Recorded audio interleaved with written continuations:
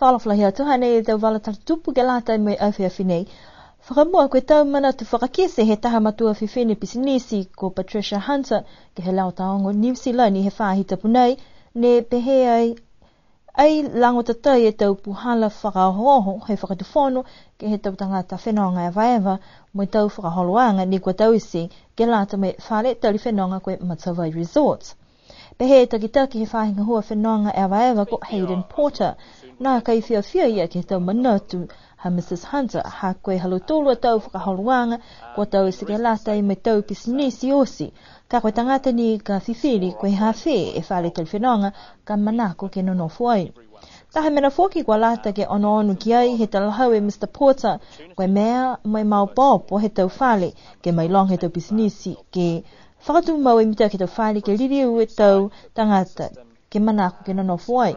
Mai manako le tolu ke whakafua e tau poko nonofo ke whakahoho e tau tangata whenonga e vaeva ke nonofu ai.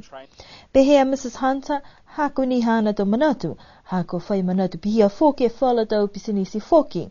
Koe taha mena whoki he tahawe ia ai whai matuta kianga e o whisa whenonga e vaeva he motu mai tau pisinisi kiiki ke lata poke kiki sie tau mena halu tolu ne manako ki ai.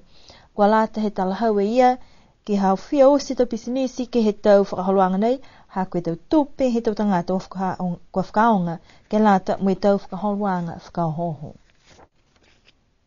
Kua matutake e tau le kua ke he maanga ko hikta wake mui tau tala ne kua pehe, kua nā kai hawhangi e whale tapu ke he mole e mahina. Kua hai e whalu a tau mga whaoa ni kua kumilang matai atu ke tau loia ke whai tau sianga, ke mai ke liriu ke whai tunga, ni kua whamahai ni lau tūl ke tau pua ki ai. Ka koe talaha wanga mai he taha he tau sia kono he ekalesia ha hikta wake, kua whiwhiri ke pae whale tapu, ha koe tau mena tutupu ki hikta wake kua nā kai hangahang taki, ni ki tutupu atu whoki whala tau le kua ki loto he whai tunga.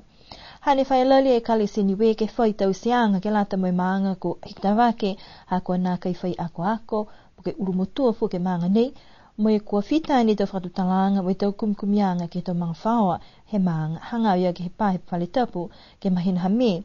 Koe talaha wanga mai he Palestine he kale sini we kua whai amna kianga lo tolu ke whai whatutalanga hangau ia ke himna nei kai nā kai mita ki kai ke kua pahe whai tunga tapu he atua. Kua whakausia i whoki e ngahua he urumotua ke he mahina ha me mo e kua kumi atu ke he tahatangata whoki ke he laumatai atua i e tau ngahua.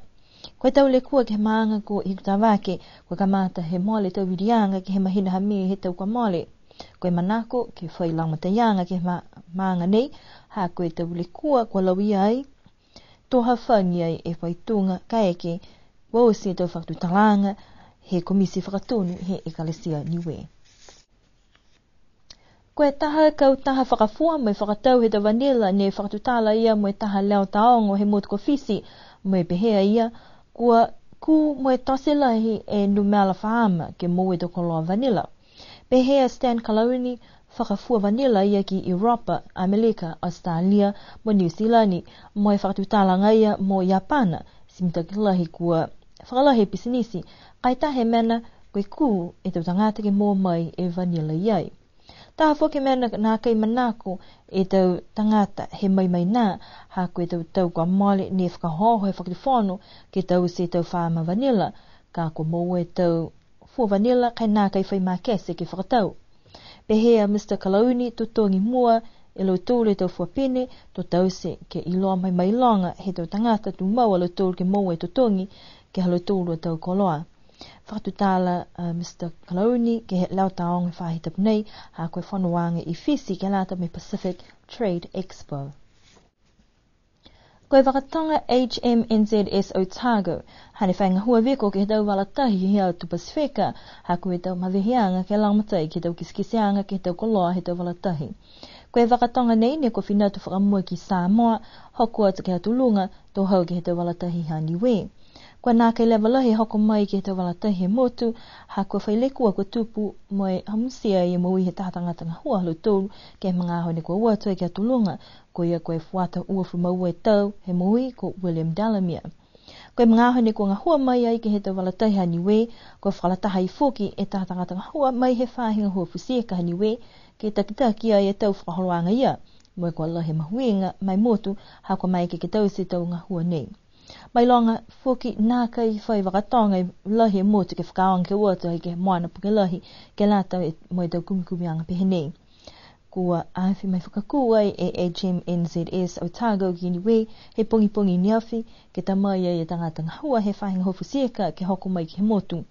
Kua matutaki atu wai e te whenonga he matakau wakatonga ke ngahua ke te walatahi ke South Pasifika to li liwa atua lo tōru fofua ke hoko atu ai ki New Zealand ke mahina ha au kuso.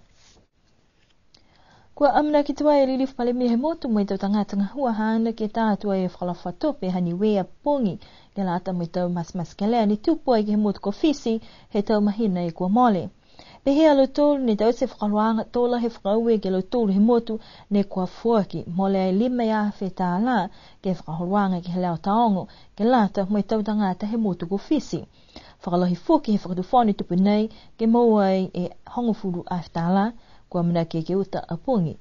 Mana ko lo tōru kua tau se whakaluanga ke tuku atu winaka wakalevu ke lo tōru ne kua fuaki lang matai. Whakakatoa toa mai nei e te wala tātu tupu a te tōru ki he pūripo nei ke mnui neo ke o ke whātap ni hanga watu kei no nofua mnui ne pō atu lidiwa te tōru ke whelewea.